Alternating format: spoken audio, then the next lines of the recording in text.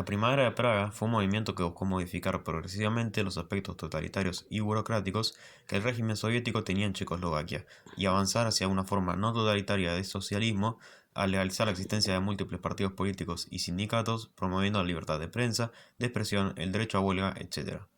El movimiento acabó en agosto de 1968 cuando las tropas de las entonces Unión de Repúblicas Socialistas Soviéticas y sus aliados del Pacto de Varsovia invadieron Checoslovaquia y pusieron fin al proceso de apertura política. Sobre todo, se hubiera salvado el buen nombre del socialismo antes de que el modelo de estado de bienestar se agotara y fuera reemplazado por el neoliberalismo sin ninguna alternativa. Pero la primavera de Praga fue abortada y el socialismo fue enterrado junto con ella.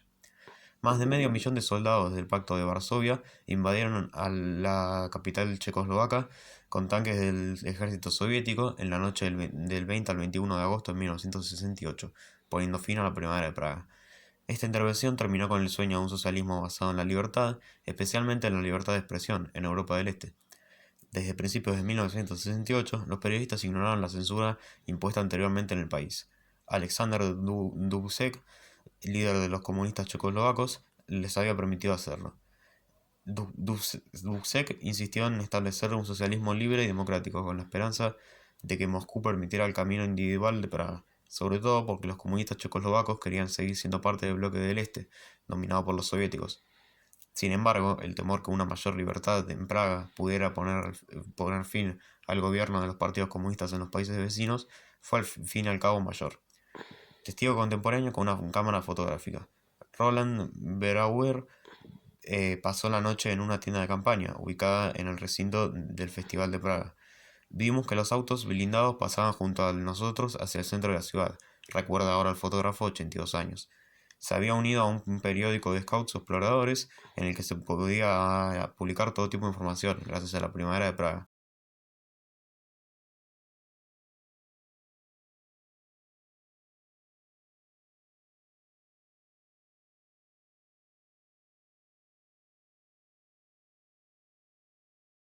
En aquella tienda de campaña, el fotógrafo había montado su oficina, una máquina de escribir, una imprenta y una cámara. Informó al grupo sobre la invasión y pidió que se ocultaran todos los aparatos de la redacción. Solo tomé mi cámara y me fui al centro de la ciudad, cuenta. Allí fotografió el día de la ocupación de los soldados del Pacto de Varsovia. Hubo disparos frente al edificio de la emisora de radio y se puso a salvo en un taller de pintura. Frente a la entrada principal de ese edificio, los soldados soviéticos asesinaron a tiros a los manifestantes. Fue terrible, añade.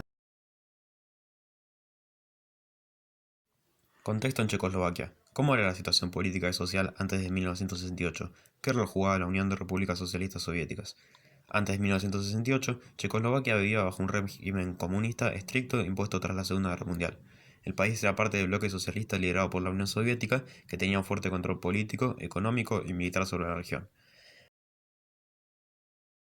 La situación política era autoritaria, con el Partido Comunista Checoslovaco dominando todas las esferas del poder. No había libertades democráticas y la censura, la represión de la disidencia y el control del pensamiento eran comunes. En cuanto al contexto social, la población sufría el estancamiento económico, la falta de libertades y el descontento general con el sistema burocrático. Muchos intelectuales, estudiantes y trabajadores comenzaron a exigir reformas. La Unión de Repúblicas Socialistas Soviéticas jugaba un papel dominante, asegurándose de que Checoslovaquia siguiera alineada con las políticas del bloque soviético. No toleraba desviaciones ideológicas y su influencia limitaba cualquier intento de apertura o liberalización. Este ambiente de presión y control fue lo que generó el deseo de cambio que estalló en la primavera de Praga. Repercusiones globales. ¿Cómo fue vista la represión en Occidente y en otros países comunistas? ¿Qué significó para la idea de la unidad socialista? La represión en Occidente fue generalmente condenada, viéndose como una violación de los derechos humanos, mientras que en otros países comunistas se justificó como una medida necesaria para mantener el control y la ideología. Esto generó divisiones en la idea de unidad socialista, debilitando la cohesión entre los diferentes movimientos comunistas. Reacción en Occidente. La represión fue vista como un acto de autoritarismo y violación de derechos humanos. Organizaciones internacionales y gobiernos occidentales denunciaron las violaciones cometidas por regímenes comunistas. Se promovieron movimientos de solidaridad y con los disidentes y opositores en países comunistas. Perspectivas en países comunistas. En muchos países comunistas, la represión fue justificada como una defensa de la revolución y el socialismo. Se argumentó que era necesario para protegerse de amenazas externas e internas como el imperialismo.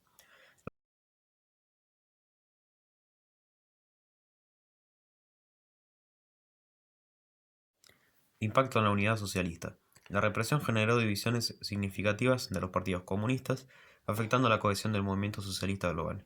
Algunos partidos comenzaron a cuestionar la legitimidad de la represión, lo que llevó a debates internos sobre la dirección del socialismo. La idea de unidad socialista se vio comprometida, ya que diferentes interpretaciones del socialismo emergieron, creando fricciones entre los países y movimientos. En la década de 1960, algunos miembros del Partido Comunista de Checoslovaquia, uno de los países aliados a la Unión Soviética, comenzaron a plantear la necesidad de reformar el sistema de gobierno. Se veía con disgusto el modo dictatorial con el que el partido de gobierno practicaba el poder. En 1968 llegó al poder Alexandr Dubček, quien llevó adelante una serie de reformas como el levantamiento de la censura que el Partido Comunista ejercía con la prensa y los demás medios de comunicación. Se iniciaba así el proceso conocido como la Primavera de Praga.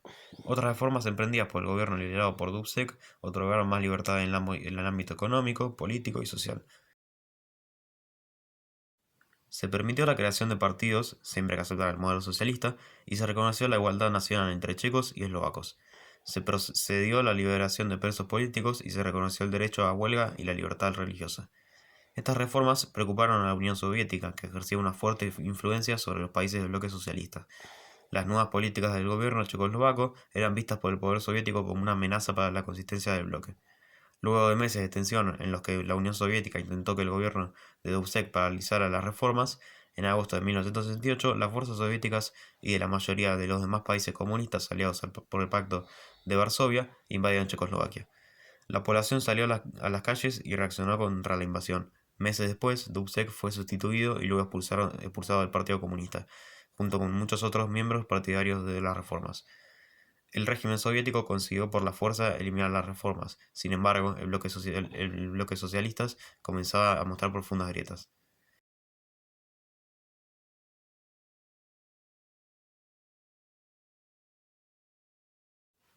El socialismo con rostro humano. Reformas propuestas por Alexander Dubček.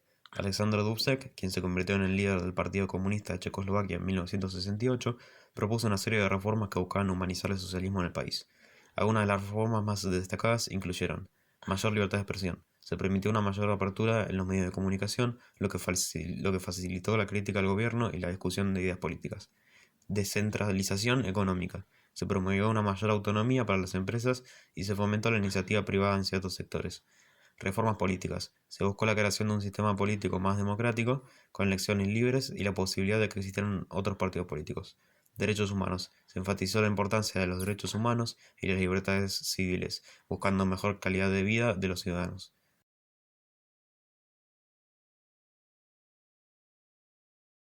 Objetivos del movimiento. El movimiento de socialismo con rostro humano tenía como objetivo principal reformar el sistema comunista checoslovaco para hacerlo más accesible y humano, sin renunciar a los principios socialistas.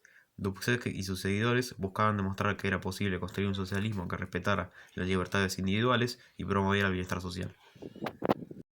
La invasión comenzó en la madrugada del 21 de agosto de 1968, cuando tropas de la Unión República Socialistas Soviéticas y otros países del Pacto de Varsovia, como Polonia, Alemania Oriental, Hungría y Bulgaria, cruzaron las fronteras checoslovacas. La intervención fue rápida y efectiva, y las fuerzas soviéticas tomaron el control de Praga y otras ciudades importantes en cuestión de días. La invasión de Checoslovaquia tuvo repercusiones en todo el bloque soviético.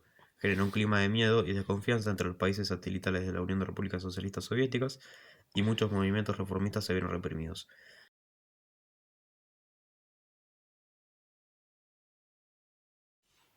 En resumen, el socialismo con rostro humano de Dubček representó un intento valiente de reformar el socialismo en Checoslovaquia, pero la reacción soviética y la invasión del Pacto de Varsovia demostraron la fragilidad de estos esfuerzos en el contexto de la Guerra Fría. Las consecuencias de estos eventos se sintieron no solo en Checoslovaquia, sino en todo el bloque soviético, influyendo en la política de la región durante años.